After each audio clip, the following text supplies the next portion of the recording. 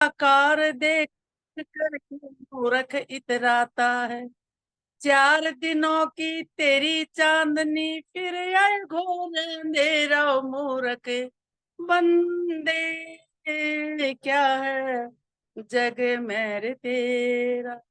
मूर्ख अपनी मुक्ति का तू जल्दी कर ले उपाय। किस घड़ी किस समय तेरी बाह को काल पकड़ ले जाए। तेरे सिर पर काट रहा है बनकर काल सवेरा। ओ मूर्ख बंदे क्या है जग मेरे तेरा। पाप कमाया तूने बहुत सा थोड़ा पुण्य कमा ले। कुछ तो समय तू अजमेरिया प्रभु में ध्यान लगा ले। प्रभु नाम से कट जाएगा जन्म मरण का फेरा। ओ मूर्ख बंदे क्या है जग मेरे तेरा। ओ मूर्ख बंदे क्या है जग मेरे तेरा। 4 दिनों की तेरी चांदनी ना कुछ तेरा न मेरा। ओ मूर्ख बंदे क्या है जग मेरे तेरा। ये तो सब झूठा सपना है ना तेरा ना मेरा। ओ मूर्ख बंदे क्या है जग मेरे तेरा। ओ आइए सुनीति भाई जी भजन सुना दीजिए, आपकी इच्छा है। ओम नमस्ते जी, सबको नमस्ते जी। ओम। नमस्ते जी, सुनाइए, भजन सुनाइए। हे विभो आनंद सिंधु मैं जमेदादियता। हे विभो आनंद सिंधु मैं जमेदादियता। यचदुरितं दीनबन्धो तज दूरं दीयताम्। हे विभो आनंद सिंधु मैं च मेदादीयताम्। चञ्चलानि चेन्द्रियाणि मानसं मे पूयताम्। शरणं याचे तब कहम सेवक रोगहता। हे विभो आनंद सिंधु मैं च मेदादीयता। हे विभो आनंद सिंधु मैं च मेदादीयता। त्रोयितं त्रोयि च वियं विद्यते यतत जमयि निधीयताम्। या च दुर्गणनीनतामयि सा तोऽस्त्रिगं कियताम्। हे विभो आनंद सिंधु मैं च मेदादीयता। शोचं भयं तेयं समचं भारत चे क्रियताम्। हे दयामय अयनाभि प्रार्थना मम श्रूयताम्। हे विभो आनंद सिंधु मैं च मेदादीयताम्। हे विभो आनंद सिंधु मैं च मेधादीयताम्। ओम नमस्ते जी। वेद प्रकाश शर्मा जी, आचार्य प्रिय जी को आमंत्रित कर लीजिए। जी आचार्य। ओम स्वस्ति पंथामनुचरेम सूर्या चंद्रमसा विव पुनर्ददता अग्नता जानता संगमे मही। बड़ा सौभाग्य का विषय है कि हमारे बीच में आचार्य प्रियेश जी, जो कि हमारे गुजरात से बहुत ही सुंदर प्रवक्ता है और स्वामी विवेकानंद जी के शिष्य हैं, हम लोगों के बीच में विद्यमान है। वो बहुत ही ज्ञानी ध्यानी है। वो हम लोगों के बीच में मार्ग हमारा प्रदर्शन करने के लिए तैयार है। उनका बहुत बहुत वंदन, अभिनंदन, स्वागत। वो हमारे बीच में आए और हम लोगों को कृतार्थ करे। आइए आचार्य प्रियेश जी, आपका बहुत। आचार्य जी स्वागत है आपका। जी जी।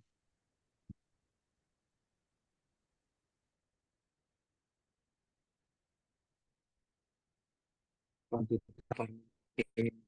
ओम का उच्चारण के साथ मंत्र पाठ भी करते हैं। ओ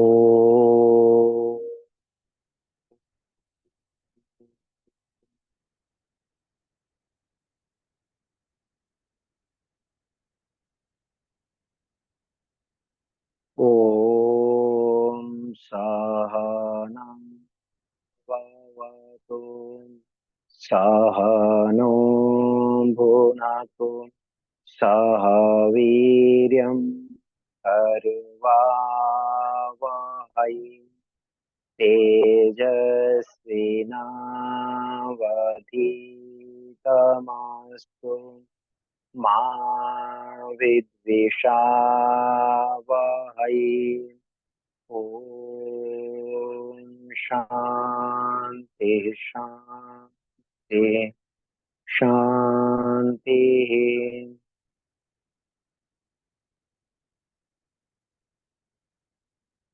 समादरणीय महानुभाव, पूजा योग्य मातृशक्ति, इस समय हमारे क्रियात्मक योगाभ्यास संबंधित इस चर्चाएं करने के लिए प्रस्तुत हुए हैं। पूर्व में भी कुछ कक्षा हमने किए थे। तो व्यवहार काल में और उपासना काल में, ये दोनों समय होता है हमारा जीवन के काल में। तो प्रातः काल से सायंकाल तक हम यदि विचार करें तो कुछ समय हमने ध्यान के लिए बैठते हैं और कुछ समय व्यवहार करते हैं, खाना पीना, चलना फिरना, कार्य करना, वो कर रहे हैं। तो महर्षि दयानंद सरस्वती सत्यार्थ प्रकाश के नवम सोमलास में और वेद भाष्य में भी लिखते हैं, ईश्वर का ही उपासना करने योग्य है, ईश्वर की उपासना करने योग्य है, अन्य का नहीं। अर्थात ईश्वर प्राप्ति की कामना से सभी कार्यों को करते रहना चाहिए। ये मनुष्य जीवन के लक्ष्य है। तभी ही हम सभी प्रकार दुखों से छुटकारा हो सकता है, तभी उचित धर्माचरण कर पाएंगे और जीवन को आदर्श बना पाएंगे। उसका अतिरिक्त कोई भी मार्ग नहीं। तो ईश्वर को जानना जरूरी है, फिर ईश्वर को धारण करना जरूरी है। जैसा जो स्वरूप है उसको उसी प्रकार स्वरूप में बोध करना अत्यंत आवश्यक है। असत्य आचरण से, असत्य व्यवहार से कभी भी हमने उस वस्तुओं से सुख प्राप्त नहीं कर सकते। फल को फल मानेंगे तब ही तो भोज खाएंगे और उससे सुख मिलेगा। उसी प्रकार से ईश्वर को ईश्वर मानना और सर्वोपरि मानना ये बहुत जरूरी है। तो व्यवहार काल में पिछले बार हम जैसे चर्चा किए थे कि यम नियम का आचरण करना, अर्थात अहिंसा, सत्य, अस्तेय, ब्रह्मचर्य, अपरिग्रह। और इस यम के आचरण करने के लिए जो व्यक्तिगत जीवन के सुधार के लिए नियम का है, शौच, संतोष, तप, स्वाध्याय, परिधान, तो ये व्यवहार काल में रहता है। और एक उपासना काल में जो आसन, प्राणायाम, प्रत्याहार, धारणा, ध्यान, समाधि, तो इन कार्य को करना होता है। उस विषय में हम प्राय चर्चा कर चुके हैं। परंतु आसन लगा करके प्राणायाम प्रत्याहार पूर्वक धारणा करते हुए ध्यान करने के लिए जो हम बैठना चाहते हैं,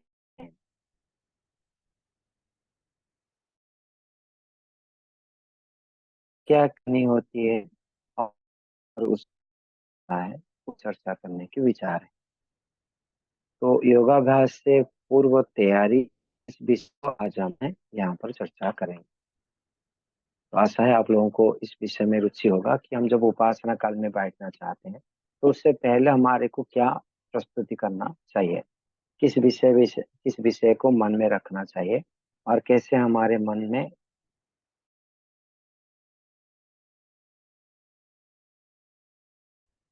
करते हम जागरण करते हैं, तब पहला ही होता है कि ऐसी को आसन से व शैया से उठना चाहिए। ओम का उच्चारण स्मरण करते हुए प्रभु आप यहीं पर विद्यमान है, आपकी कृपा से मेरे आज के दिन मेरे शुभ हो और आपकी कृपा बनी रहे। इस भाव रखते हुए प्रभु आप सर्वरक्षक है, मुझे आज के दिन भर में सभी कार्य उत्तम कार्य मुझे सहयोग कर। इस भाव को ओम का उच्चारण पूर्वक उठते हुए हाथ मुंह धो करके जल पान करेंगे, पानी पियेंगे। पी करके हमने प्रातः अग्नि प्रातः इंद्रम का मंत्र का पाठ करते हैं। उद्देश्य क्या है? ईश्वर से जुड़े हुए रहना, दिन के जो कार्य है उसमें संकल्प को दोहराना। तो मंत्रों का अर्थ आप जानते हैं कि ईश्वर के अनेक प्रकार की स्तुति पूर्वक उसको ईश्वर की याचना किया गया है उसमें कि मुझे जिस कामनाओं से जीवन मुझे मिला हुआ है तो उस कामना को मैं पूर्ति कर सकूं। वो सांसारिक लौकिक भौतिक साधन भी हो अथवा आध्यात्मिक साधन हो। तो प्रातः काल मंत्र को पाठ करते हुए ओम प्रातरग्निम प्रातरिंद्रम भवामहे, ये मंत्र आपको मिल जाएगा। तो इस मंत्रों को हमने पाठ करते हुए इसके बाद में शौच स्नान आदि करते हैं, दांतुन व्यायाम आदि करते हैं। फिर अपने दिनचर्या में अर्थात स्नान आदि करते हुए आगे बढ़ते हैं कि उपासना करेंगे, इस भावना से आगे बढ़ते हैं। तो उस समय अर्थात जब जागरण से लेकर के उपासना काल के मध्य भाग में जो हम कार्य करते हैं, उस कार्य करते समय हमको क्या विचार करना चाहिए, अर्थात योगाभ्यास के लिए तैयारी, जो योगाभ्यास करना चाहते हैं उसके लिए क्या क्या तैयारी होना चाहिए, उसके संबंधित हम चर्चा करेंगे। तो महर्षि दयानंद सरस्वती के अत्यंत भक्त पूज्य स्वामी सत्यवती जी अनेक गवेषणा रूपक जो हमको संकेत किए कि इस प्रकार से विचार करना चाहिए, उसको हम आज प्रस्तुत करेंगे। तो जब हमने व्यायाम करते हैं कि दांतुन करते हैं, ब्रश करते हैं, जो भी कार्य करते हैं, उस समय व्यायाम आदि करते समय से ही हमारे चिंतन होना चाहिए कि आज मैं उपासना को बहुत सफलतापूर्वक पूर्ण करूंगा। तो पहला चीज बताया जाता है कि योगाभ्यास के लिए चिंतन करने के लिए पहला होता है कि मानव जीवन के लक्ष्य क्या है, तो उसको चिंतन करना होता है। कभी कभार जो है हम प्रायतः उपासना से पहले इतने व्यस्त रहते हैं, बातचीत इधर उधर बात करते हैं और जाके ध्यान में बैठ जाते हैं ध्यान करने के लिए, क्योंकि संकल्प किया है कि इस समय मुझे बैठना, तो बैठ जाते हैं। मान के चले तब भी आप उस समय ये पूर्व प्रस्तुति तैयारी करना अनिवार्य हो जाता है। बिना पूर्व प्रस्तुति से आपका ध्यान संभव नहीं। मन को एक दिशा में लेना होता है, क्योंकि संकल्प अर्थात इच्छा के अनुरूप ही मन कार्य करता है। मन स्वतः कार्य कर नहीं सकता, जड़ पदार्थ।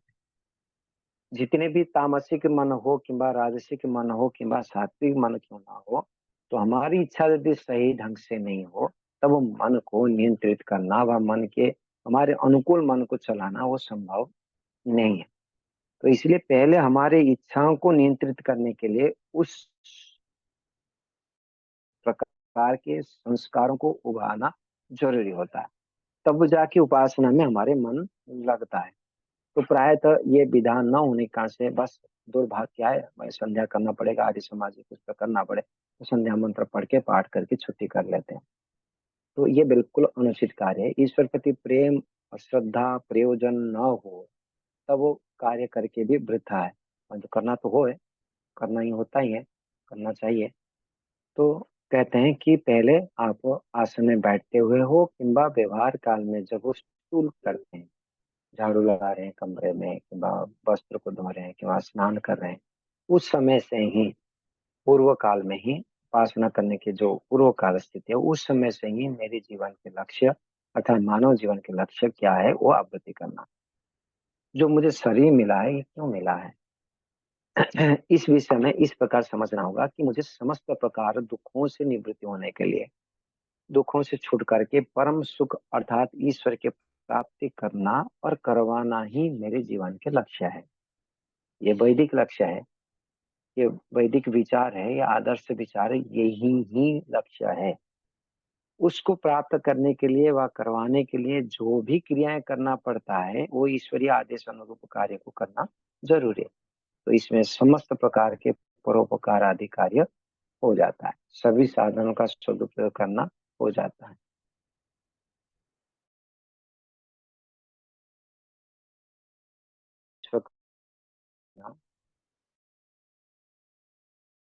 समस्त प्रकार के सांसारिक दुखों से हट ईश्वर ने हमको शरीर दिए हैं, मन बुद्धि आदि दिए हैं, वेद के ज्ञान दिए हैं, सारे संसार की रचना किए हैं और उसको पालन कर रहे हैं ईश्वर। और तदनुरूप उसको अनावश्यक पदार्थ को हमारे से हटा करके हमारे के कर्म के अनुरूप, इच्छा के अनुरूप फल प्रदान करते हैं। तो इतने सारे जो व्यवस्था ईश्वर ने किए हैं उसका उद्देश्य हम जीवात्माएं मुक्ति को प्राप्त करें, इस जन्म मरण चक्र से, बुढ़ापा, बीमारी, भूख प्यास आदि सभी प्रकार समस्याओं से हट करके परम सुख आनंद को प्राप्त करे, इस अभिलाषा है। तो जीवात्मा को स्वतंत्र तो छोड़ना ही होता है, नहीं छोड़ेंगे तो कार्य कर नहीं पाएंगे। तो इसलिए स्वतंत्रता पूर्वक का अधिकार देते हुए ये ज्ञान भी प्रदान किए कि आपको जो ये साधन मैंने दे रहा हूँ, ये आपका उद्देश्य ये रहना चाहिए कि आप समस्त प्रकार के सांसारिक दुखों से हट करके, छूट करके ईश्वर को प्राप्त करना और करवाना, यही आपके जीवन के लक्ष्य है।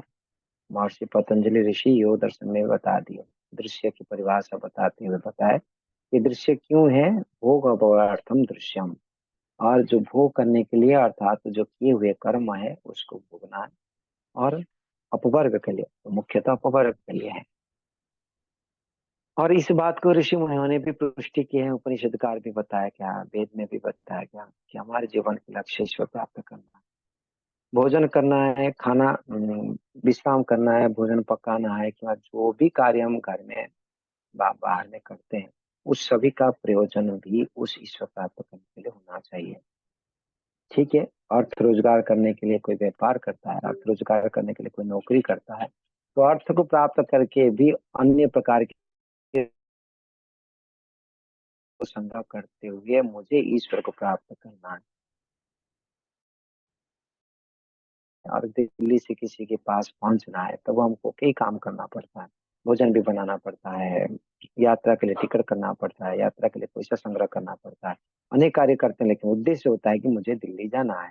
उसी प्रकार से हम, जो विद्यार्थी होता है विद्या अध्ययन करता है कि मुझे तो मैट्रिकुलेशन में के बारे में मुझे इतने मार्क रखना है, मुझे पढ़ना है, तो खाना भी खाता है, विश्राम भी करता है, सब कुछ कार्य करते हुए भी उसका प्रयोजन जैसे विद्या होती है, इसलिए उसको विद्यार्थी कहते हैं। उसी प्रकार से हम यदि योगाभ्यास ये योग करना चाहते हैं तो हमारे लक्ष्य भी ईश्वर प्राप्ति के लिए होना चाहिए।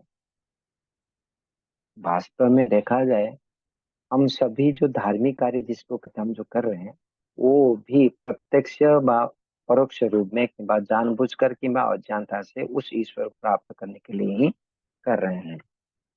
हम मानते हैं कि इस कार्य करने से एक परम सुख प्राप्त होगा, इस कार्य करने से दुख से मैं निवृत्ति हो जाऊंगा, तो यही तो है, इसी बात को ही तो कहा जाता है। तो पूर्ण आनंद को प्राप्त करना, दुखों को न प्राप्त करना, ये होता है ईश्वर प्राप्ति के लक्ष्य। तो पहला हमारे लक्ष्य ये होना चाहिए कि मुझे ईश्वर को प्राप्त करना है। फिर इसको आवृत्ति करके मन में ईश्वर की सत्ता को स्थापित करना होता है। तो इसीलिए इस लक्ष्य विचार से मुझे निश्चित रूप में ईश्वर की स्तुति प्रार्थना उपासना जो है वो सफलतापूर्वक मुझे करना ही होगा। ये एक संकल्प कर लिए कि मैं ईश्वर के ही स्तुति प्रार्थना उपासना करूंगा, अन्य किसी का नहीं, अन्य सांसारिक विषय का नहीं। ये कब हो रही है? उपासना करने से पहले। ये अति आवश्यक है, पहला बिंदु आया। फिर आगे आता है कि मैं कौन हूँ, मैं शरीर हूँ कि वह आत्मा हूँ। दूसरे बिंदु होता है कि शरीर को आत्मा न मानते हुए आत्मा से मैं, शरीर से मैं पृथक तत्व हूँ, इसको विवेचन करना। यह शरीर जो मैं देख रहा हूँ ये मेरा स्वरूप नहीं, मैं चेतन स्वरूप हूँ, अपरिणामी हूँ। मैं तो शरीर अवस्था से परिवर्तन हुआ है, मैं बचपन से बाल्य अवस्था में था, किशोर अवस्था में प्राप्त, युवा अवस्था में प्राप्त हुआ, वृद्ध अवस्था प्राप्त हो रहा हूँ। तो ये अवस्थाएं शरीर में परिवर्तन हो जाता है, परंतु मैं होने का जो अनुभूति है, जो मैं अनुभूति करता हूँ मैं हूँ बोल के, वो तो स्थिर है, शाश्वत है, तो ही मैं हूँ। तो उस मैं से ये शरीर पृथक है, ये मेरा शरीर है, मैं नहीं हूँ। ये मेरा हाथ है, मैं नहीं हूँ। तो ऐसे विवेचन करते हुए शरीर को संपूर्ण रूप में हमारे से अर्थात आत्मा से पृथक और मैं आत्मा हूँ, ये बुद्धि में लाना होगा।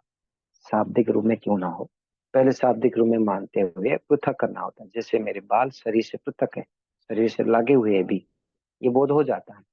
उसी प्रकार से इस शरीर भी जो 5 फीट का 5.5 फीट का है, ये मैं, तो ये एक अनिवार्य भी हो जाता है कि मैं शरीर नहीं हूँ।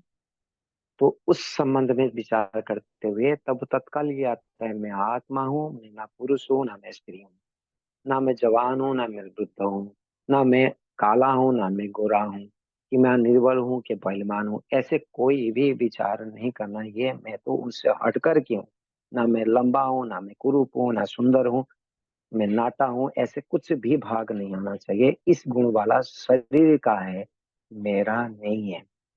मैं एक चेतन तत्व हूँ जो अनादिकाल से हूँ, मेरा कोई मृत्यु नहीं होता है कभी, मैं ना छोटा होता हूँ ना बड़ा होता हूँ, और परिणामी ने विकारों से रहित, परिवर्तन से रहित मैं हूँ। परंतु ये शरीर परिवर्तन से युक्त है, विकारी है और अनित्य है, नष्ट होने वाला है, क्षण क्षण में परिवर्तन होने वाला है। इससे मैं पृथक आत्मा हूँ, ये दूसरा बिंदु होता है। तब विवेचन, जब ये विवेचन कर लेते हैं तब वो सांसार की कामनाओं से हमने रहित हो जाते हैं, क्योंकि शरीर से संबंधित ही माता पिता पत्नी बच्चे घर आदि सभी होता है। जब वो इसको हम विवेचन करने लगता है, मैं तो आत्मा हूँ शरीर नहीं हूँ, तब ही इस प्रकार से विवेचन से अधिकांश वृत्तियां बहिर्मुखी से हट करके अंतर्मुखी हो जाते हैं। तो ये भी एक बहुत आवश्यक तथ्य है कि हम शरीर से पृथक है, इस विवेचन करना। चले आगे, तीसरे बिंदु कहता है स्व स्वामी संबंध को हटाना। स्व कहते हैं संपत्ति, स्वामी कहते हैं मालिक। तो संपत्तियों के जो मालिक है उसको हटाना। तो योगाभ्यासी को स्व स्वामी संबंध को समझ करके उसको हटाना होगा। तो क्या होता है संपत्ति और कौन मानता है मालिक? तो हम ही मानते ये मेरा शरीर है, ये मेरी बुद्धि है, ये मेरे ग्रंथ है, ये मेरे घर है, ये मेरे वस्त्र है। ऐसे मेरे मेरे मानते हुए जितने भी हमारे पास संयुक्त है उसको अपना मानते हैं। परंतु मान भाव सारे वस्तुओं का, सारे ज्ञान का आदि मूल परमेश्वर है। तो जितने भी विद्या है, जितने भी धन है, जितने भी बल है, जितनी भी प्रतिष्ठा है, जितनी भी योग्यता है, जिसके कारण से मैं अपने को बड़ा मानता हूँ, महान मानता हूँ, वो कुछ भी मेरा नहीं है। ये यथार्थ है। मेरा किसको कहते हैं? जो वस्तु मेरे पास में हो, मेरे अधीन संपूर्ण रूप में हो, जिसको मैं जैसे चाहूँ वैसे प्रयोग कर सकता हूँ, उसको तो मेरा कहूंगा। जैसे प्राय तो स्थूल भाषा में ये वस्त्र मेरा है, तो वस्त्र को मैं चाहे तो फाड़ सकता हूँ, कट कर सकता हूँ, गंदा कर सकता हूँ, साफ कर सकता हूँ, जैसे चाहे मैंने वैसे रख सकता हूँ, मेरे अधीन है। ऐसे महानुभाव संसार में सूक्ष्म रूप में देखे तो कोई भी वस्तु अपना नहीं है। ना उसका निर्माता हम है जिसको हम कह सकते हैं, अथवा हमने कुछ पैसा पत्र दे के उसको खरीदी के हो, ऐसा भी नहीं है। वह उन किसके नौकरी करते हुए हमको प्राप्त किया हो, मेहनत किए, कर्म किए, उसके बदल में हमको प्राप्त हुआ हो, ऐसा भी नहीं है। और जैसे चाहते हैं वैसे हम इस शरीर को, मन को, बुद्धि को, घर को, मकान को, वायु को, जल को, अग्नि को, जो भी हमारे पास में है वो रख सकते हैं क्या?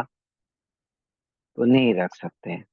तो इसलिए ये भी अपना तो नहीं है, वो किसी के अधीन में कोई ना कोई दूसरे व्यक्ति उसको नियंत्रित करता है, हमारे अधीन में नहीं है। तो कैसे कहेंगे अपना?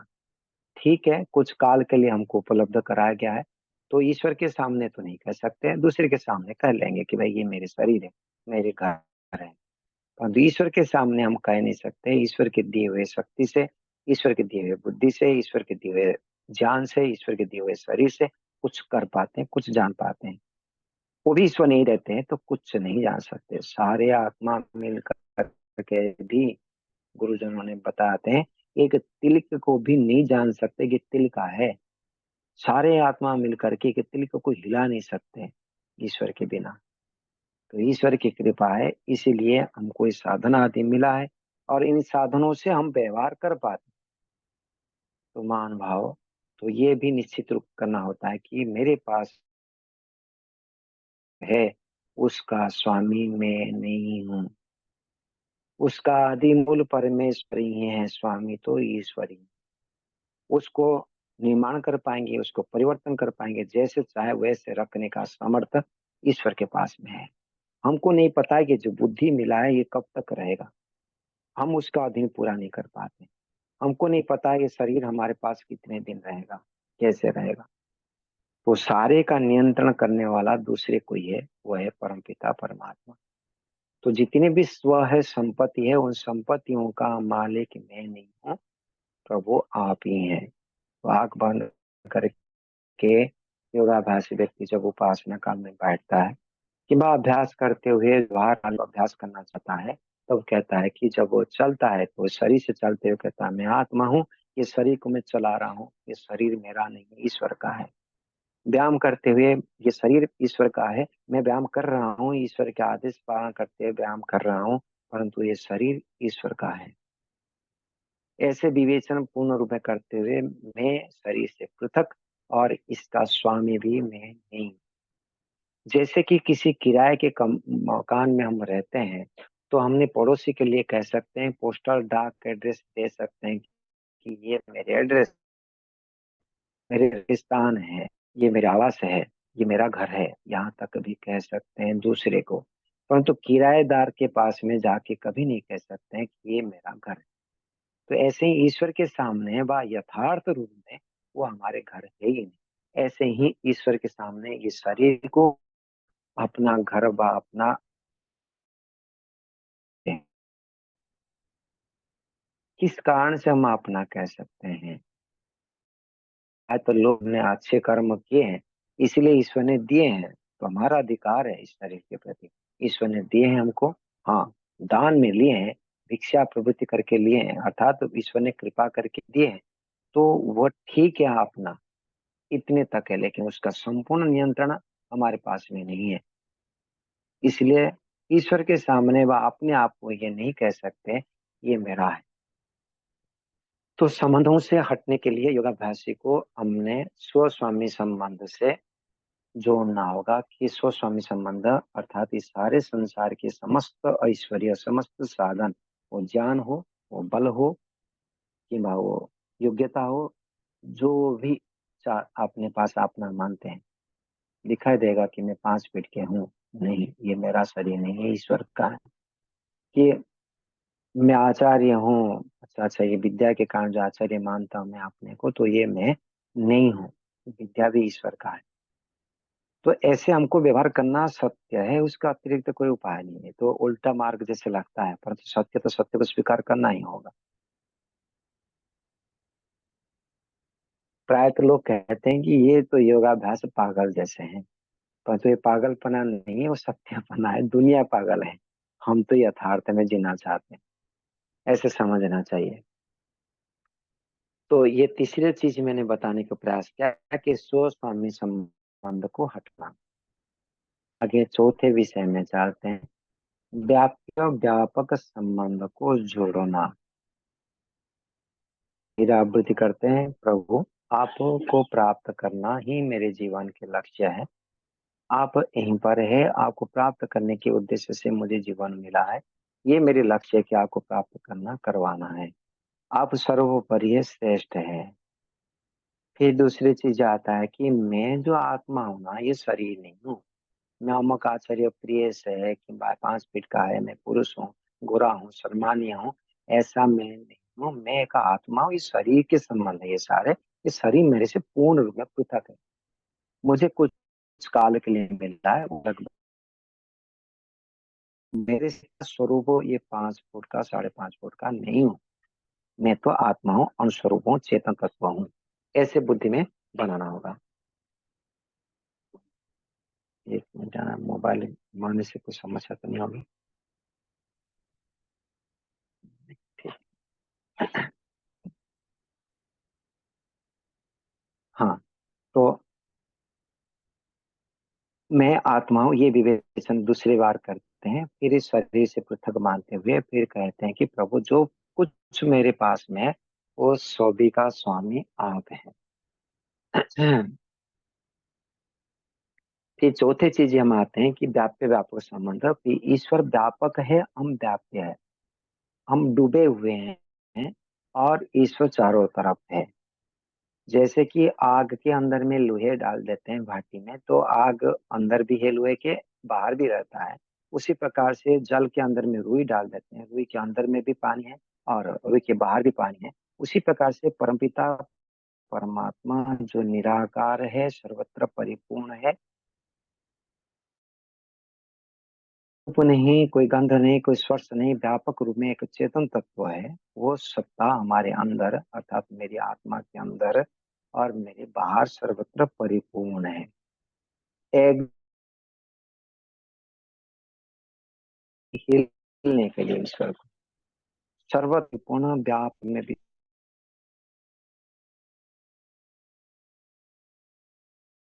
आत्मा के अंदर में भी, आत्मा के अंदर एक ऐसे कोई स्थान नहीं है जहाँ ईश्वर है। समस्त ईश्वर है।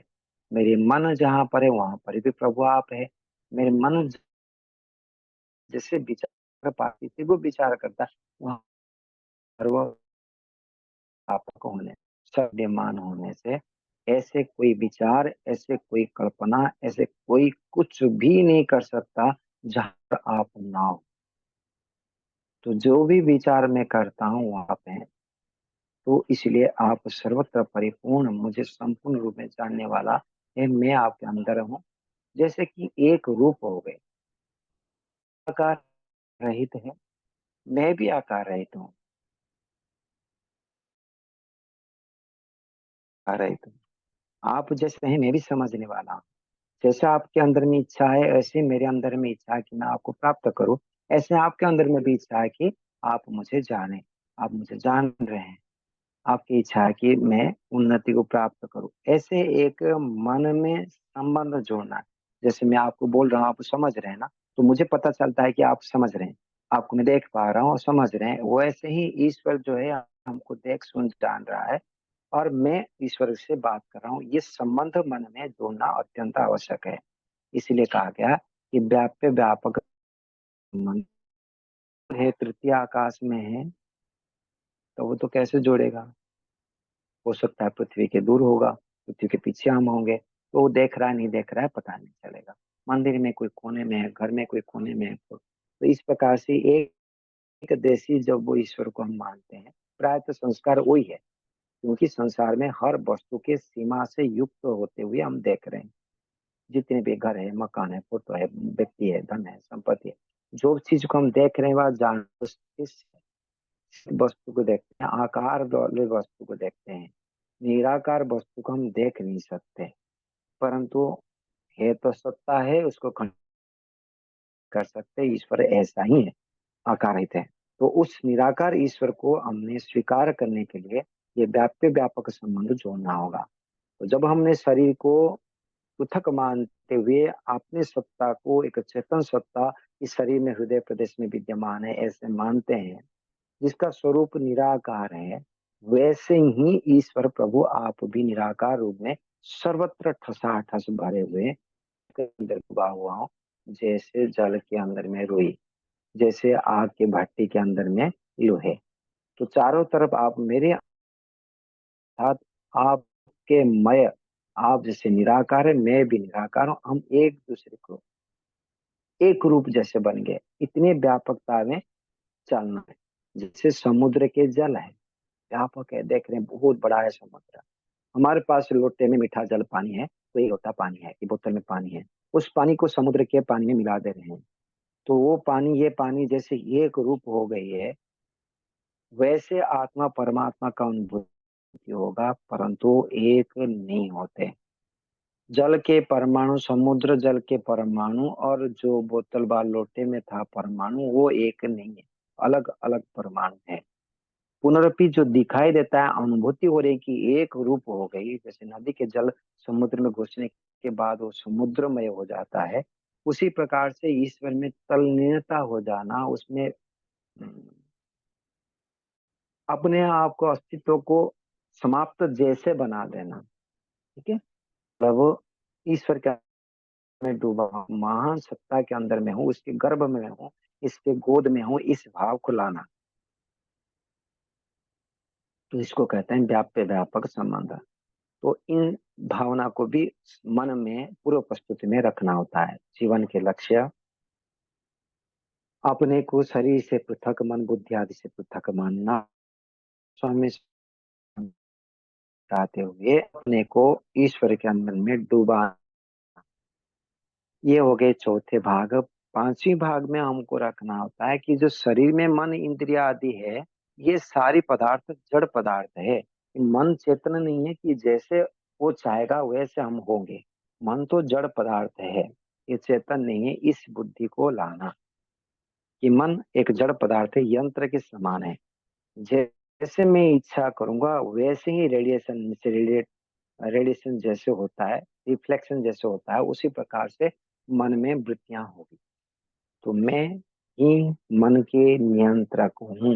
मन मेरे नियंत्रक नहीं हो सकता, वो जड़ पदार्थ है। तो मन व इंद्रिय को जड़त्व समझना, ये व्याप्य व्यापक संबंध स्थिति बन जाने के पश्चात ये रखना होता है। तब जब हम वृत्तियों को देखते हैं, वृत्तियों मन में आने लगता है मतलब हम उठाते हैं, उस समय मन को जड़ मानते हुए अभ्यास करना होता है। उपासना काल में भी कर सकते हैं, व्यवहार काल में भी कर सकते हैं। व्यवहार काल में भी मैं अभी कोई विचार नहीं उठाऊंगा, देख रहे हैं हमने कुछ भी कर रहे हैं, अन्य बाह्य विचार कुछ भी नहीं उठाना है। ऐसे संकल्प करते ही वो रुक जाएगा। कहाँ से विचार आता हूँ मैं देखता हूँ, ऐसे मन में संकल्प करते ही वो वृत्तियां रुक जाती है। और इससे स्पष्ट होती है कि हम जब इच्छा करते हैं तब वही वृत्तियां उठाते हैं। हाँ, हम जब वो मन को छोड़ देते हैं, जो उठाना उठा भाई वृत्ति, तो वो अपने अपने संस्कार के आधार पर वो वृत्तियां हमको दिखाई देता है। तो यथार्थ स्वरूप में मन जड़ है, चेतन नहीं है। मेरे मन एक यह समान वस्तु है, या अपने आप किसी भी विषय में नहीं जा सकता, किसी के विषय में चिंतन नहीं कर सकता। मैं चेतन आत्मा हूँ, तो मैं किसी बाह्य वस्तु का विचार कर सकता हूँ, संस्कार को उभार सकता हूँ, परंतु मन कभी नहीं कर सकता। इस बात को हमने भी संकल्पित करना होगा, बुद्धि में आवृत्ति करना होगा, इस संस्कार की मात्रा को भी बढ़ाना होगा। एक आत्म विज्ञान है, जब अपने आप को हम नियंत्रित कर लेंगे कि मन बुद्धि इंद्रिया आदि जितने भी साधन मेरे अंतकरण में है, मेरे पास में है, वो सारे जड़ पदार्थ है। जैसे ये मिट्टी है, जैसे ये टेबल, जैसे ये पुस्तक है, इस प्रकार से जड़ मानते हुए उसको स्वीकार करना। मान भाव मन के सामर्थ्य बहुत है, परंतु वो अनेक क्रियाएं करता है, परंतु वो चेतन नहीं है। ईश्वर के अद्भुत कला है, कृति है, जिससे वो अनेक कार्य को कर पाता है, परंतु है जड़ पदार्थ, सत्व रज तम से ही बना हुआ है।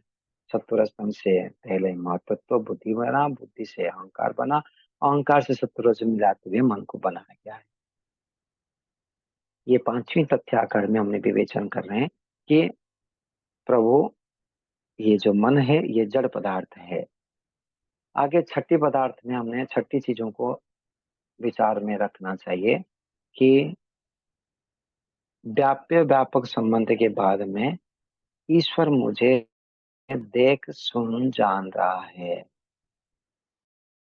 इसको कहते हैं प्रणिधान, अर्थात ईश्वर की अनुभूति करना, ईश्वर के प्रणिधान करना कि प्रभु आप यहीं पर है, आप चेतन है, मुझे देख सुन जान रहे, यहीं पर है प्रभु आप, मुझे जो मैं विचार कर रहा हूं उसको जान रहे हैं, जो क्रिया हो रही है उसको जान रहे हैं। इस भाव को मन में लाना। जैसे होता है ना, जैसे सीसी कैमरा होता है, आप देख ले सीसी कैमरा है, तो हमारे मन में आ गई तो मुझे कहीं देख रहे हैं। टीवी चैनल में जैसे जो कोई अनाउंसर होता है, न्यूज पढ़ता है, वह बोलता है, तो वो उस समय उसको बोध है कि हजारों व्यक्ति मेरे को देख रहे हैं, जैसे मैं अभी बोल रहा हूँ, को मुझे बोध है कि आप लोग मुझे सुन रहे हैं, देख रहे हैं। उसी प्रकार से हमको वहां बोध होना चाहिए कि ईश्वर मुझे देख सुन जान रहा है। निरंतर ईश्वर के सीसी कैमरा में हम उपलब्ध है, अर्थात ईश्वर को छुप करके हम कोई कार्य नहीं कर सकते, ये निश्चित है। तो जैसे दूरदर्शन की प्रसारण कक्ष में बैठे हुए एक व्यक्ति, प्रसारण करने वाले व्यक्ति जो है वो समझता है कि मुझे हजार व्यक्ति देखते हैं, ऐसे ही हजारों चक्षु से ईश्वर हमें देख रहा है।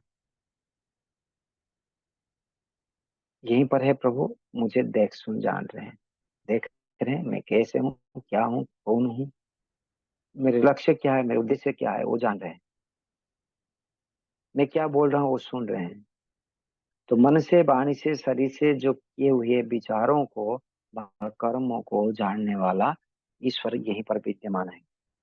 चाहे मुझे दिखाई ना दे, सत्ता मेरे सामने दिखाई ना दे क्यों ना, परंतु वो मुझे देख रहा है। सीसी कैमरा के पीछे रहने वाला व्यक्ति मुझे देख रहा है।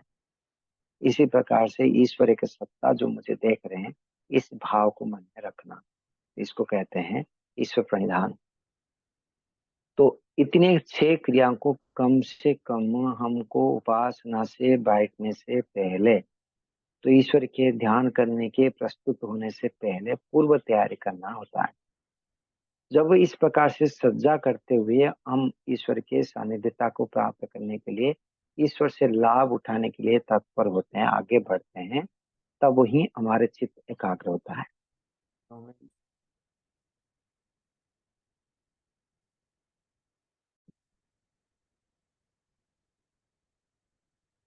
ओम एक मिनट। पूर्व दिनों में मैंने संकेत किया था कि आसन, प्राणायाम, प्रत्याहार, धारणा, ध्यान, समाधि, तो उसमें आपको ये भी स्पष्ट कराया था कि आसन काल में शरीर को स्थिर रखने के साथ साथ हमारे मन को शांत करना होता है, मन को वर्तमान में लाना होता है। तो आसन में, प्राणायाम में, इन दोनों के मुख्य प्रयोजन होता है मन को शांत कर दे। तो जब इस प्रकार के 6 विचार को हमने सामने रख लेते हैं, विचार कर लेते हैं, तब वो भी मन एक प्रकार के शांत हो जाता है। आसन में स्थिरता शीघ्र ही आ जाता है, क्योंकि हमने तैयारी होके आ रहे हैं कि ईश्वर को मुझे आज उपासना में सफलता पूर्वक ध्यान करना। तो इसलिए फटाफट आसन लगाते हुए हमें स्थिर हो जाते हैं। कुछ प्राणायाम करते हुए मन को शांत करके दृढ़ संकल्प लेते हैं कि मुझे इस योगाभ्यास कार्य में सिद्धि को प्राप्त करना है। तो मान भाव, इतने में भी कार्य पूरा नहीं होता है, इतने भी हम सत्य को स्वीकार नहीं कर पाएंगे, ईश्वर के प्रति अत्यंत प्रेम भाव बना नहीं पाएंगे, ईश्वर के समर्पण नहीं हो पाएंगे।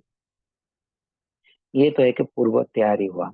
तो हमारे आचार्य लोग, गुरुजनों लोगों ने, स्वामी सत्यपति जी और आचार्य ज्ञानेश्वर जी आदि जो परंपरा है, तो गुरुकुल में हमको सिखाया गया है कि 1 घंटा आपको उपासना के लिए समय लगानी, ठीक है। तो क्या करना होगा, उसमें आपको पूर्व प्रस्तुति करने के पश्चात उपासना काल में बैठते हुए आपको 10 मिनट जो है ईश्वर जीव प्रकृति का चिंतन करना। क्यों करना है बताएंगे। फिर बताया कि फिर 10 मिनट जो है आपको करना है, जप करना है। गायत्री मंत्र का जप करो, ओम का जप करो, किसी खंड का, मंत्र खंड का, जो रुचि है उसको जप करना है। फिर संध्या मंत्रों के अर्थ भावना के साथ शनै शनै सारे मंत्रों के भाव करके समर्पित होते हुए ईश्वर के ध्यान करना। इससे जब समय मिल जाता है, तब वो मंत्र के आधार पर, गायत्री मंत्र हो, विश्वांध्य मंत्र हो, कोई भी मंत्र के आधार पर आप निरंतर जप करते हुए ईश्वर के ध्यान करते रहना। तो ये विधान क्या है। तो 2 चीजें आपको मैंने बताया कि ईश्वर जीव प्रकृति व साध्य साधक साधन का चिंतन, कि मेरे साध्य कौन है, किसको मैं प्राप्त करना चाहता हूँ, मैं कौन हूँ, साधक हूँ, तो मेरा स्वरूप क्या है, और ये संसार क्या है, मेरे साधन है, उसका स्वरूप क्या है। तो तीनों के स्वरूप को बोध करना, इसको क्या कहते हैं, ईश्वर जीव प्रकृति चिंतन कहो कि बस साध्य साधक साधन चिंतन कब करना होता है? योगाभ्यासी के लिए प्रारंभ में ये करना होता है। कैसे, क्यों? इसका प्रयोजन है कि ईश्वर सर्वोपरि है, उपास्य है, वही हमारे काम में है, ये समझना। मैं ईश्वर के बिना मेरे अस्तित्व कुछ भी नहीं है, और ये संसार मेरे साधन मात्र, मेरे अधीन मात्र है, साधन मात्र है। ये मुझे कोई सुख नहीं दे सकता, मेरे काम का नहीं है। इतने तक तो चिंतन करते हुए ईश्वर को सर्वव्यापक, जो मैंने बताया, सर्वव्यापक सर्वोपरि मानते हुए उसके समर्पित होना, इस भाव को लाने के लिए ईश्वर जो प्रकृति चिंतन करना जरूरी होता है। 10-12 मिनट है, तब हम विचार और कर लेते हैं थोड़ा। तो इसमें अभी तक के जो ईश्वर के उपासना के व योगाभ्यास के पूर्व तैयारी में जो मैंने 6 बिंदु बताया, उसमें कोई शंका हो तो आप बता सकते हैं, अथवा आगे हम बढ़ते हैं। आगे हमारा विषय चल रहा है कि साध्य साधक साधन का चिंतन। तो उपासना करने के लिए बैठ गए, अभी इतने चिंतन करना। यदि ये 6 कार्य आप नहीं किए हैं, तब वो उन 6 कार्य को बैठे हुए करेंगे। 6 कार्य कर दिए, मेरे जीवन के लक्ष्य, इस शरीर से मैं पृथक हूँ, और ये इत्यादि 6 कार्य कर लिए। फिर साध्य साधक साधन का चिंतन करना। बैठे हुए हैं हमने, प्रभु आप है, पहले ईश्वर का चिंतन कर सकते हैं। प्राय तो कभी चंचल मस्तिष्क में आते हैं, तब वो प्रकृति के चिंतन भी किया जाता है। बीच में आत्मा का होता है, तो कभी ईश्वर को पहले करते हैं, कभी ईश्वर को बाद में करते हैं। तो दोनों तरीका अलग अलग संस्कार के आधार पर होता है, आगे पीछे कर सकते हैं। तो प्रकृति के चिंतन से शुरू करते हैं। मान के चले कि भाई ईश्वर की यदि आप उससे ठीक किए हैं, तो ईश्वर चिंतन करने में आनंद आता है, तो पहले ईश्वर के चिंतन भी कर सकते हैं। तो ईश्वर के चिंतन करते हुए ईश्वर के स्वरूप जो है उसको आवृत्ति करना है। आप शायद आर्या भी विनय पुस्तक पढ़े होंगे, तो उसको हम प्रायतः, जो पहला मंत्र है उसका अर्थ जो महर्षि दयानंद ने के अनेक सारे नाम दिए हैं, तो उन नामों से भी हम चिंतन करते हैं, तो पर्याप्त समय आ जाता है। और समाज के दूसरे नियम है उसको आप करते हैं, अथवा क्लेश कर्म विपाक का शरीर अपरामुष्ट पुरुष विशेष ईश्वर, उसको आवृत्ति करते हैं। ऐसे किसी ना किसी आधार पर ईश्वर को जुड़े हुए, ईश्वर को संबोधित करते हुए वो वाक्यों को हम बोलते हैं, कि जैसे कि हे परमेश्वर, बोलते हैं, एक सत्ता को लेते हैं, आप सत स्वरूप है, सदा वर्तमान है, सतात्मक पदार्थ है, आप चित है, चेतन है, आप मुझे देख सुन जान रहे हैं, समझ पा रहे हैं, चेतन है, सब कुछ जानते हैं, मैं कौन हूँ, मेरे अंदर में क्या योग्यता है, कितनी कमियां क्या है, वो सब जानते हैं। प्रभु आप चेतन हैं। आप आनंद स्वरूप है, आपके अंदर में कोई बाधा नहीं, कुछ भी नहीं, आनंद से मस्ती है। तो आनंद स्वरूप में व्यापक रूप में विद्यमान है। ओम सच्चित आनंद है, कभी दुखी नहीं होता है, निराकार है, आकार नहीं है, कोई रूप नहीं है, फिर आपकी कोई आकृति नहीं है। आकृति जो बनाया जाता है, जो कृति किया जाता है, आकृति, तो कहीं और से किसी से कार्य पदार्थ रूप में आप बने नहीं है, अनादिकाल से आप है, आकृति नहीं है, कोई रूप, रंग रूप, मूर्ति आदि आपका स्वरूप नहीं है। सच्चिदानंद स्वरूप निराकार सर्वशक्तिमान है। आप सर्वशक्तिमान है, अर्थात संसार को बनाने में, पालन करने में, विनाश करने में, कर्मों के फल देने में और वेद के ज्ञान देने में कोई दूसरे की सहायता आपने नहीं ली है। आपके पास पूर्ण सामर्थ्य है, आप सर्वशक्तिमान है। फिर न्यायकारी है, आप मनुष्य जैसे कर्म करते हैं, अच्छे बुरा कर्म करने में स्वतंत्र होते हैं, और अच्छे बुरे कर्मों के आधार पर न्याय पूर्वक अपने कर्मों का फल देते हैं। तो हे प्रभु आप न्यायकारी है, आप दयालु है, और आप सभी प्राणियों के प्रति दया करते हैं, क्योंकि जो कुछ मिला है हमको आपने ही तो दिए हैं। आपके पास कोई मेहनत तो की नहीं, आपके कोई लाभ तो दिए नहीं आपको, फिर भी आपने दिए हैं। ये मन बुद्धि आदि मेरे कोई मेहनत का फल है। अर्थात मैं आपके जैसे फैक्ट्री के मालिक के पास कोई सेवक का कार्य करते हुए उसको 100 रुपया के रोजगार आय कराता है और हमको 80 रुपया मिलता है, 1000 रुपया की इनकम दिखाता है तो वो हमको 800 रुपया देता है।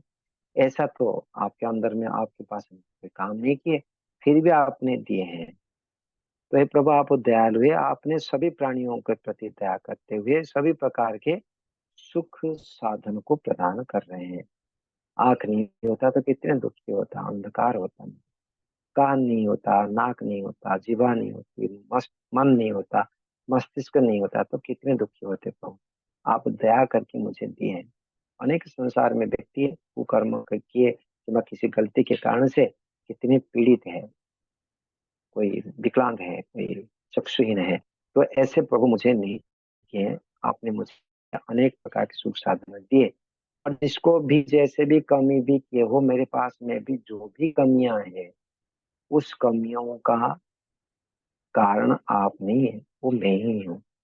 तो ऐसे मानते हुए ईश्वर प्रभु आप दयालु है, सभी प्राणियों को दया करते हुए सभी सुख साधन को प्रदान किए हैं। वायु, जल, अग्नि, सूर्य, चंद्रमा, जो भी मन में आता है ऐसे भाव लेते हुए ईश्वर आप दयालु है। आप अजन्मा है, जन्म भी नहीं लिए हैं कि अनादिकाल से, कल नहीं थे आज जन्म हो के आ गए, ऐसा भी नहीं।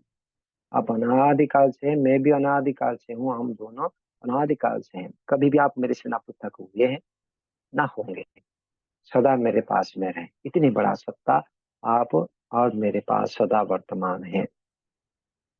आप अजन्मा है, आप जीवों को समान शरीर से संयोग विभाग नहीं प्राप्त करते हैं, सदा आप विद्यमान शरीर के बिना ही रहते हैं, संयोग रूप जन्म आपके अंदर है।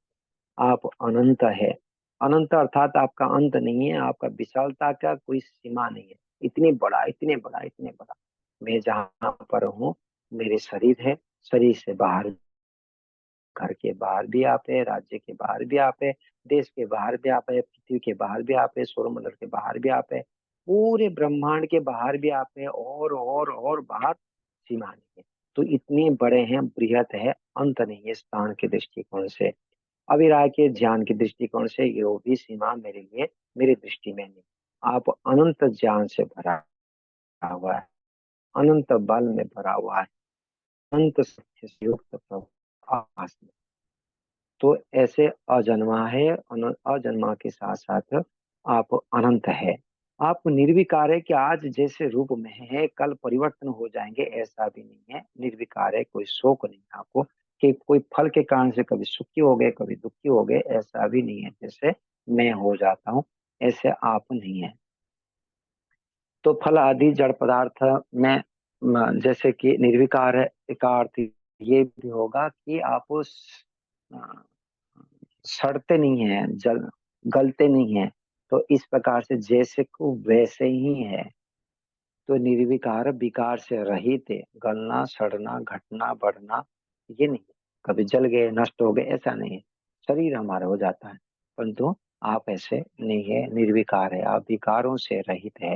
ये परमेश्वर आप अनादि है, सच्चिदानंद स्वरूप निराकार सर्वशक्तिमान न्यायकारी दयालु अजन्मा अनंत निर्विकार अनादि। अनादि है, आपके उत्पत्ति कभी नहीं हुआ, आदि है ही नहीं, आदि नहीं हुई है। आप अनुपम है, आपके उपमा ही नहीं, इतने बड़ा है, सर्वोपरि है, आपके जैसे कोई है क्या संसार में, कोई नहीं है। तो आपके समान से, बल से, आनंद से कोई नहीं सकता, इतने बड़ा वस्तु है। तो आपसे कोई बड़ा वस्तु नहीं है प्रभु, आप सर्वाधार है। क्या बात है कि आप सभी संसार के हर वस्तु को, हर स्थिति को, हर सामर्थ्य को धारण करके रख, आप सर्वाधार है। कोई भी आधार रहित रह ही नहीं सकता, सभी का आधार आप है। संसार में एक एक परमाणु सत्व रज तम का सबको व्यवस्थित करके रखने वाले आप हैं। अनावश्यक पदार्थ को नष्ट करते हैं, सब करते हैं। चमत्कार है कि हर वस्तु को धारण करते हैं, हमने एक वस्त्र को नहीं धारण सकते, तो वो प्रभु हमारे को, हमारे साधनों को, इस ब्रह्मांड को धारण करके रखें, वो सर्व का आधार है। एक भाव हो गई। दूसरे आधार है, मैं आपके आश्रित हूँ। अर्थात जैसे माँ के गोद में शिशु होता है और शिशु को निर्भीक अनुभव करता है शिशु, उसी प्रकार से प्रभु आप मेरे आधार है, इतने महान सत्ता के गोद में मैं हूँ। ऐसे मान के ईश्वर को सर्वोपरि मानना और उनके सामने हमको अपने को निर्भीक मानते हुए समर्पित अनुभव करना।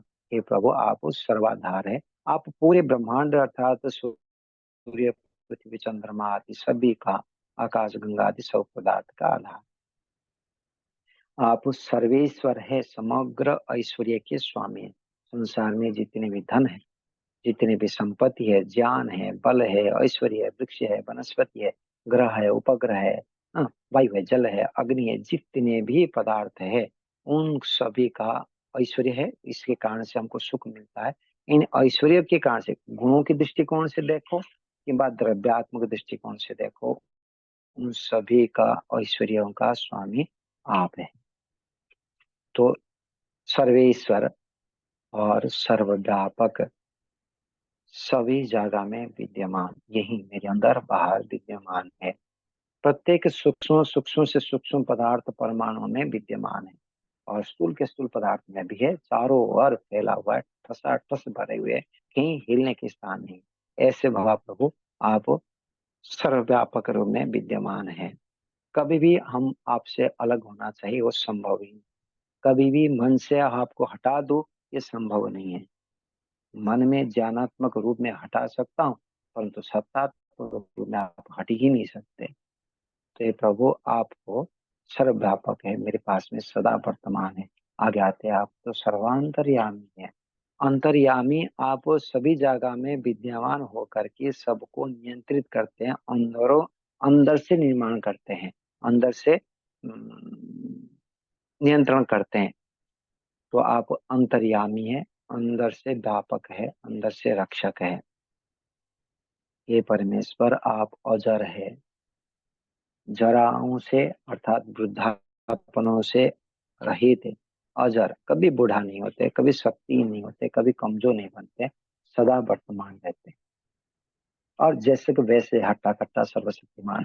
हट्टा कट्टा मतलब रूप ना आ जाए, मतलब बल से युक्त इतने बड़े बड़े ग्रह को घुमा देते हैं, इतने इतने सूर्य को, बड़े बड़े सूर्य को घुमा रहे हैं, इतनी संसार के करोड़ों अरबों व्यक्ति को धारण करके रखे हैं। ऐसे सर्वाधार प्रभु आप तो सर्वव्यापक, सर्वाधार और सर्वशक्तिमान। तो आप अजर है, अमर है, आप कभी मरते नहीं है, आप अभय है, कभी भय से रहित है, कभी भय ही रहते है, सतत हैं। हे प्रभु मित्र है, आप ना कभी सीखते हैं, गलते हैं, गंदा होते हैं, अथवा आपके अंदर में कोई अविद्या आदि अंधकार नहीं रहता है। तो इसलिए आप पवित्र स्वरूप है, कभी भी अपने स्वरूप में परिवर्तनशील नहीं होते हैं। आप सृष्टिकर्ता है, आप संसार के अधिपति है, आपका ही उपासना करना चाहिए। मैं आपका ही उपासना करूंगा। इसे ईश्वर को सर्वोपरि मान के छोड़ना और ईश्वर के अंदर बाहर, ईश्वर के अंदर मैं हूँ, मेरे अंदर बाहर व्यापक रूप में एक महान सत्ता है, इस भाव को बनाए रखना। ये हो गई ईश्वर की चिंतन।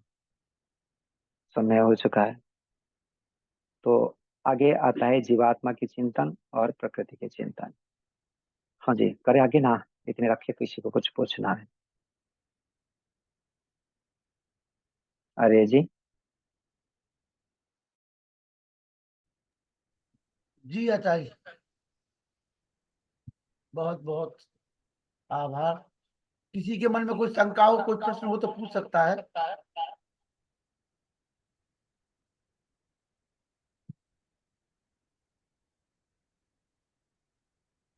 जी प्रेम आगे और सचदेवा दो जी। तीन है, कर लेंगे बात।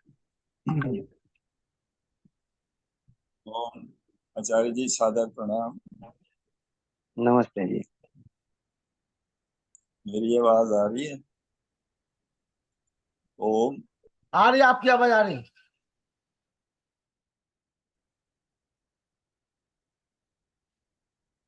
ओम मेरी। हाँ जी, हाँ जी, बताइए।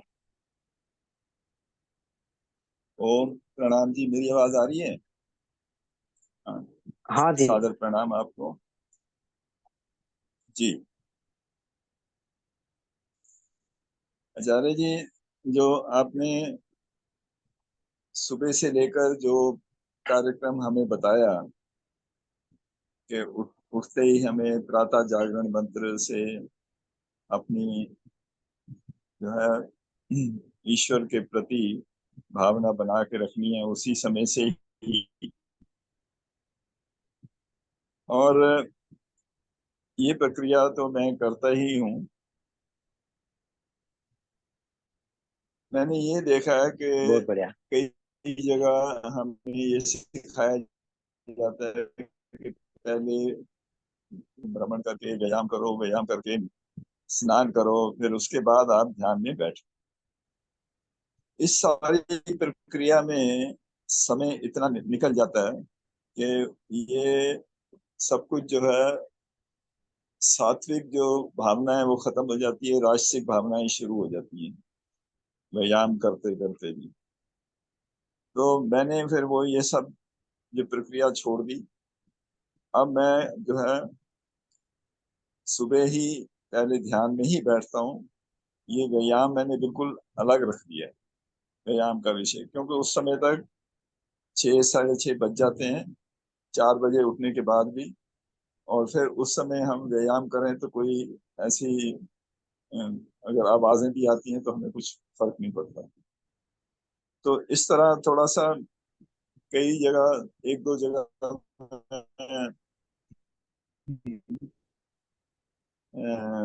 प्रशिक्षण केंद्रों में गया तो वहां पर यही प्रक्रिया अपनाई जाती है कि व्यायाम जो है बाद में होता है, पहले ध्यान होता है सुबह। तो क्या ये मुझे तो इसी में ठीक लगा है, लेकिन रोजड़ में मैं जब भी गया हूँ तो वहां पर, या सुंदरपुर में गया हूँ, वहां भी पहले व्यायाम वगैरह करने के बाद ही ध्यान की कक्षा होती थी। तो इसमें कोई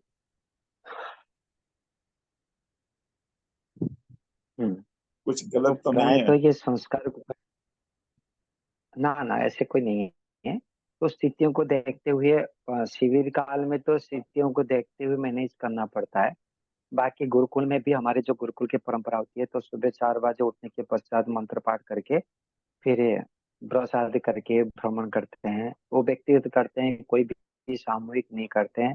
भ्रमण व्यायाम आदि करते हैं, सो व्यक्तिगत करते हैं, मौन रहते हुए करते हैं। तो उस समय हमने जप है और आवृत्ति है, ऐसे जो 6 क्रियाओं का ये हमने चिंतन मनन चलता रहता है। स्नान भी करते हैं, सब कुछ करके फिर बैठते हैं। तो वो क्या है कि उपासना आवाज एक कट गई है पवित्र बिल्कुल, भाव बिल्कुल। से स्नान करने से अच्छा लगता है। हाँ, तो वो स्नान करके हम बैठे। बाकी रहा कि जो शरीर के लिए व्यायाम आदि करके प्राय सामूहिक जगह में करते हैं तो वो हमारे लिए कोई ना देख दे, उनको देखता है तो कैसे मानेगा, ये वृत्तियां रहती है। तो इसलिए मन चंचल होता है। मैं पीटी कर रहा हूँ, ठीक करता रहा हूँ ना, नहीं तो दूसरे देखते हुए हंसेंगे। तो ऐसे एक व्यक्तियों को दिखाने के लिए भाव आते हुए बाह्य वृत्ति बन जाते हैं। तो प्रायतः अलग से कि मैं व्यक्तिगत आकार में व्यायाम करो तो वो भी कोई आपत्ति नहीं रहती है। पुनरपि आपको जैसे उचित लगता है, जो उचित लगता है उसको फिक्स कर ले और उसी प्रकार से ही चलाए तो संस्कार उसी प्रकार चलेगा। पहले व्यायाम करो कोई आपत्ति नहीं, पहले ध्यान करो कोई आपत्ति नहीं। ईश्वर सदा सदा वर्तमान है। मतलब मन में एक फिक्स रहेगा, हाँ, और कंफ्यूज नहीं रहेगा, अरे आज व्यायाम करो कि नहीं आज ध्यान करो। ऐसे नहीं, करना है तो हर दिन करूंगा ध्यान, मैं हर दिन व्यायाम। जी, संकल्पित हो तो संकल्प इसी मजबूत प्रकार बनता है, ही ये मैं मेरे कर रहा निवेदन हूँ। है। बाकी तो आगे पीछे करने में कोई हाँ, आपत्ति और नहीं। जी जी, बहुत बढ़िया। जो जो ध्यान की प्रक्रिया आपने बताई है, 90% मैं उसी उसी प्रकार ही करता हूँ, क्योंकि आपके सनिग्ध में आने के बाद कई चीजें हैं। सिर्फ यही था कि मैं मेरे करता हूँ क्रियात्मक और सुबह उठ प्रशिक्षण के अपना शिविर में भी आ रहे हैं, पहले स्वागत है ध्यान आपको में ही बैठ जाना है, नवंबर महीना में। क्योंकि वो सुबह ठीक है, सुबह समय अच्छा होता बहुत बढ़िया, ठीक है। है। धन्यवाद।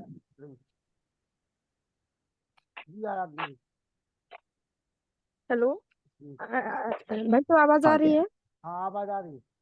सभी आर्यों को मेरा नमन, आचार्य जी को मेरा नमन।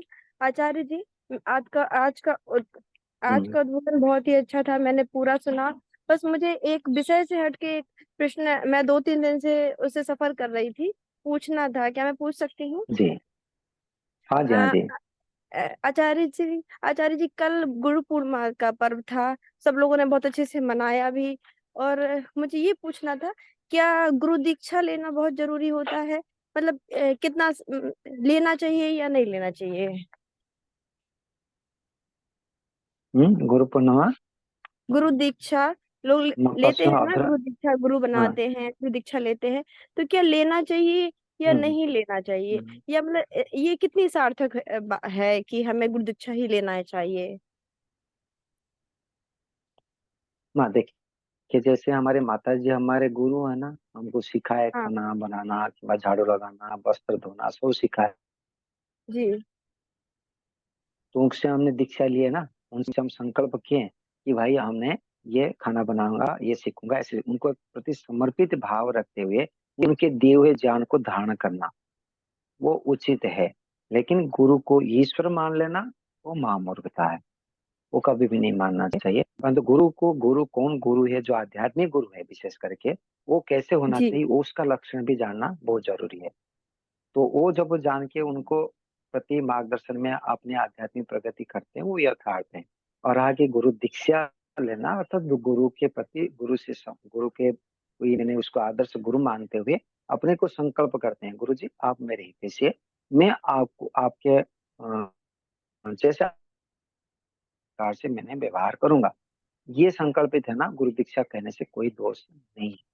और जो आजकल जो दीक्षा हो चुका है, आप जानते हैं कि मंत्र, गुप्त मंत्र दिया जाता है, अब बस हो गई। तो ऐसे नहीं होना चाहिए, गुरु तो ऐसे होना चाहिए कि अपनी भावनाओं को आप बता सके और आपके कर्मियों को वो सुधार कर सके, ऐसे ही हितैषी हो।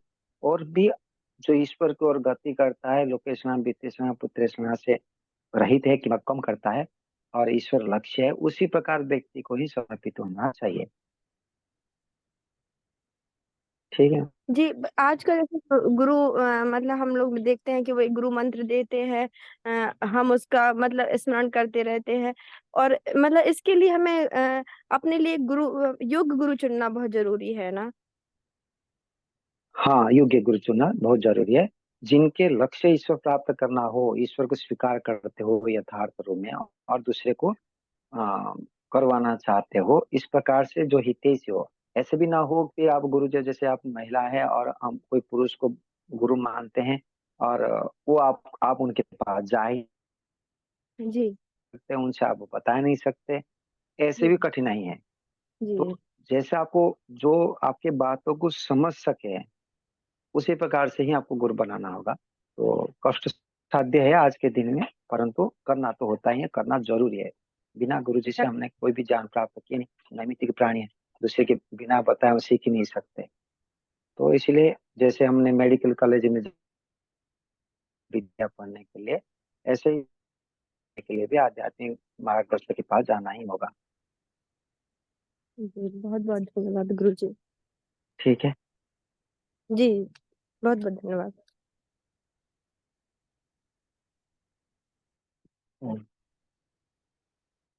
और कोई किसी का? प्रेम प्रकाश शास्त्री जी। शास्त्री जी नमस्ते। अकबर, बहुत बहुत नमन करता हूं आपको। ओम यतो यतः समीहसे ततो नो अभयं कुरु शन्नः कुरु प्रजाभ्यो अभयं नः पशुभ्यः। ओम शांति शांति शांति।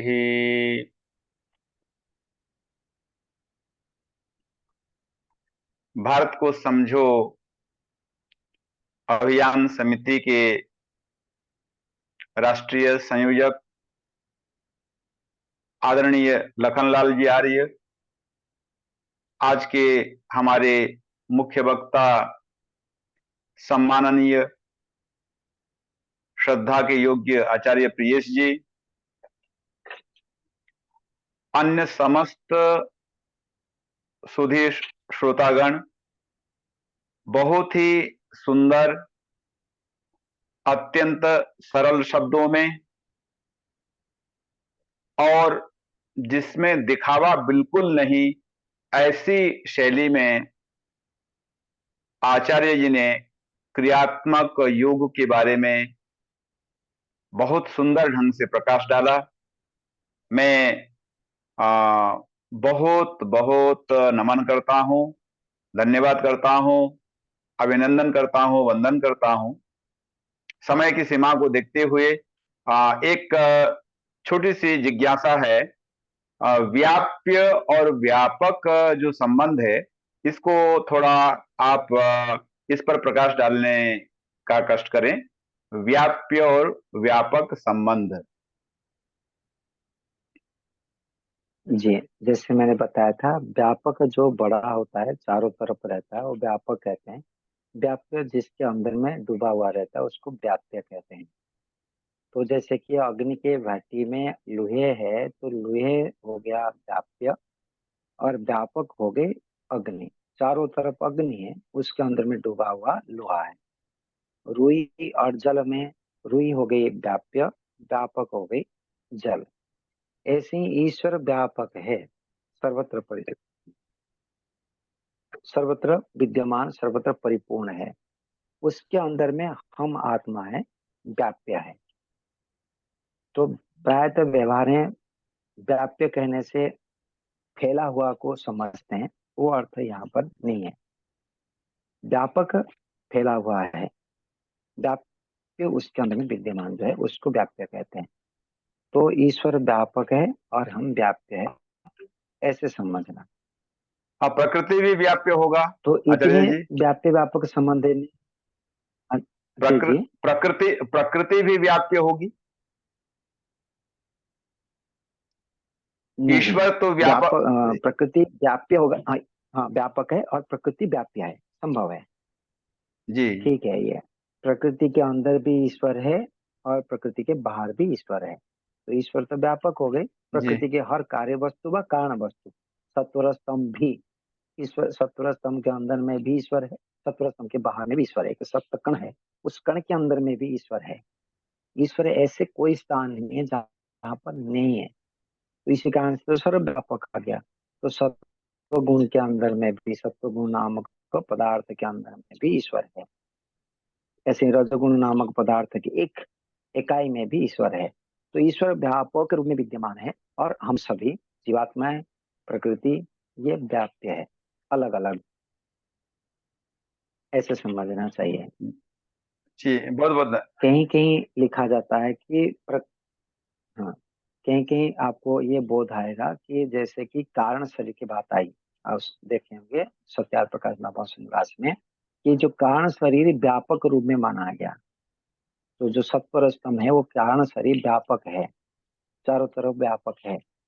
तो ये जो जिसको आत्मा का, आत्मा के सहयोगी साधन है, तो उसको कारण शरीर।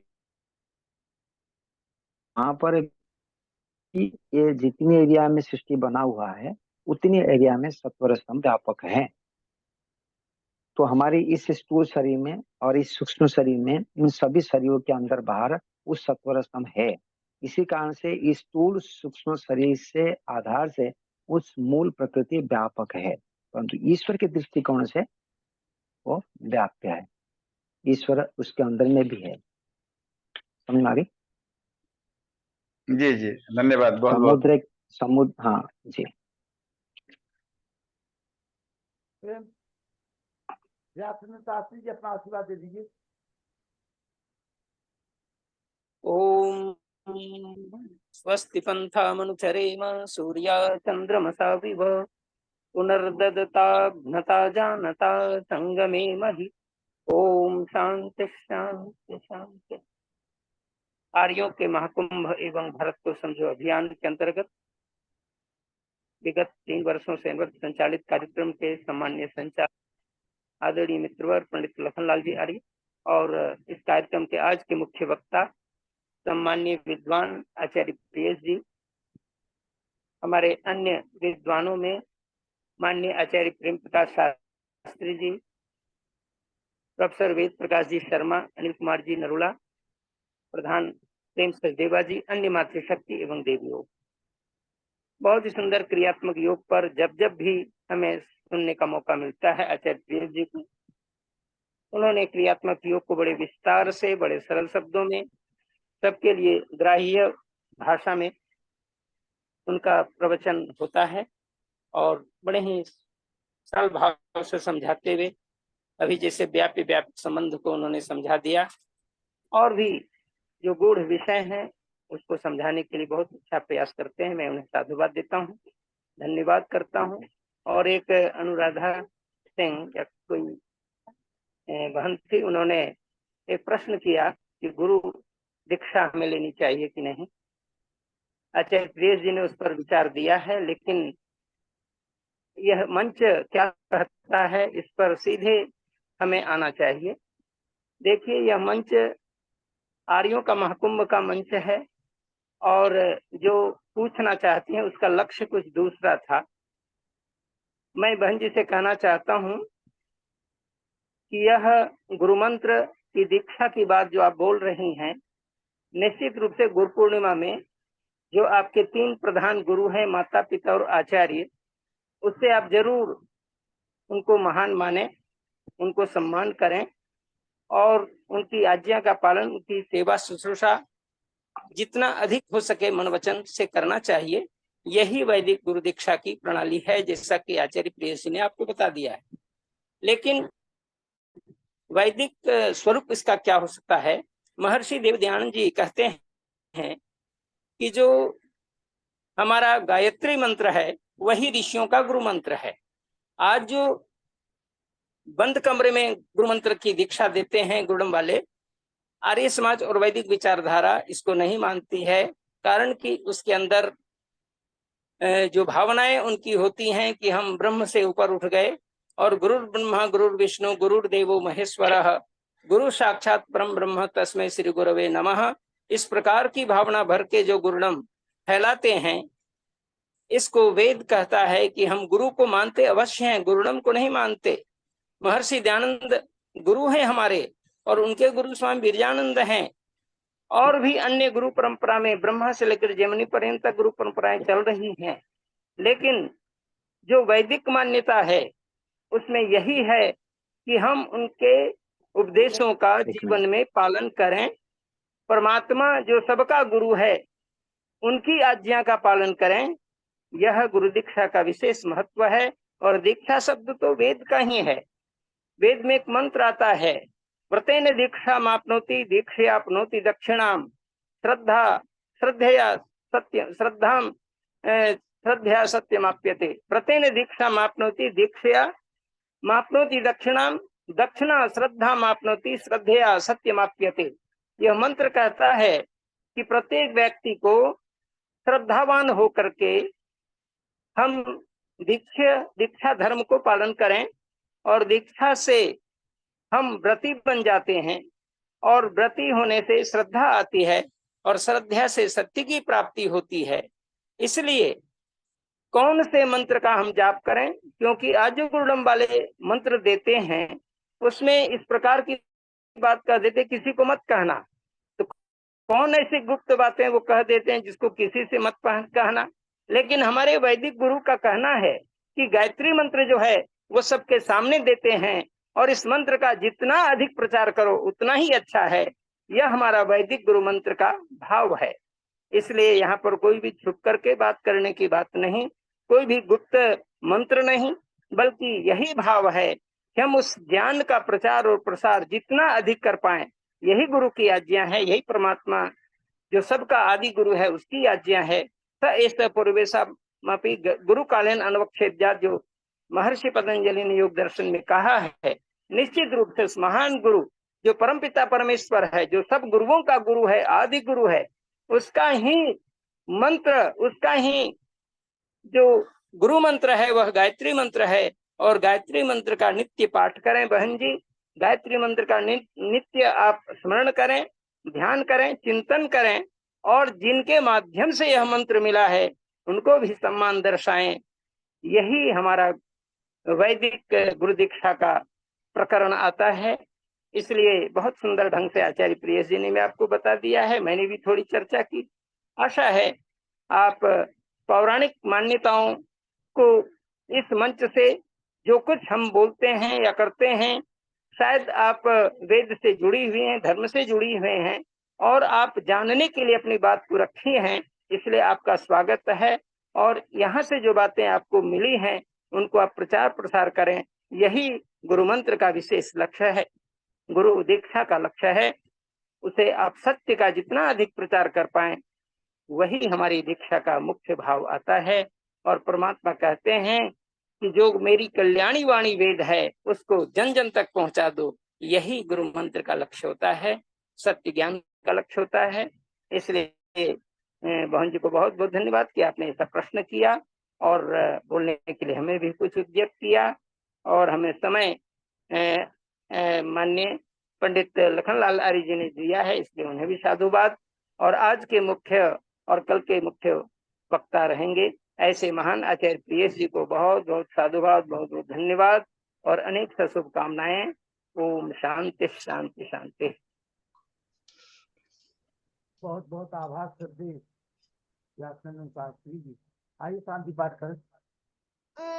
ओम देव शांति अंतरिक्षम शांति पृथ्वी शांतिराप शांतिरौषधय शांति वनस्पतया शांति देवा शांति ब्रह्म शांति सर्वं शांति शांतिरेव शांति साम शांतिरेधि। ओम शांति शांति शांति। ओम जो बोले सो अभय सत्य सनातन वैदिक धर्म की जय, गुरु बल जानंद की जय, श्री दयानंद की जय, मर्यादा तम श्री रामचंद्र की जय, श्री कृष्णचंद्र की जय, पंडित राम की जय, स्वामी आनंद की जय, स्वामी आत्मानंद की जय, महात्मा हंसराज की जय, भारत माता की जय, गौ माता की रक्षा हो पालन हो, आर्य समाज अमर रहे, वेद की ज्योति जलती रहे, ओम का झंडा ऊंचा रहे, आर्यों के महाकुंभ और भारत को समझो अभियान की जय। बंतो विश्वमार्यम ध्वनि। ओम वैदिक अभिवादन सबको नमस्ते। ओम सर्वेभ्यो नमः। सभी के माइक खोल दिए गए हैं, नमस्ते कर लीजिए। नमस्ते जी सभी को। नमस्ते नमस्ते सभी को नमस्ते। नागन भैया नमस्ते। जन्मा जी नमस्ते। राजेश्वर जी नमस्ते। नमस्ते अनिल भैया नमस्ते। नमस्ते जी। शास्त्री जी नमस्ते। हाँ शास्त्री नमस्ते नमस्ते जी नमस्ते। नमस्ते नमस्ते शर्मा जी। नमस्ते शास्त्री जी। शुभरात्रि शुभरात्रि। नागन भैया नमस्ते शुभरात्रि। नमस्ते लखन जी। नरूला जी नमस्ते। सभी को सादर नमस्ते शुभरात्रि।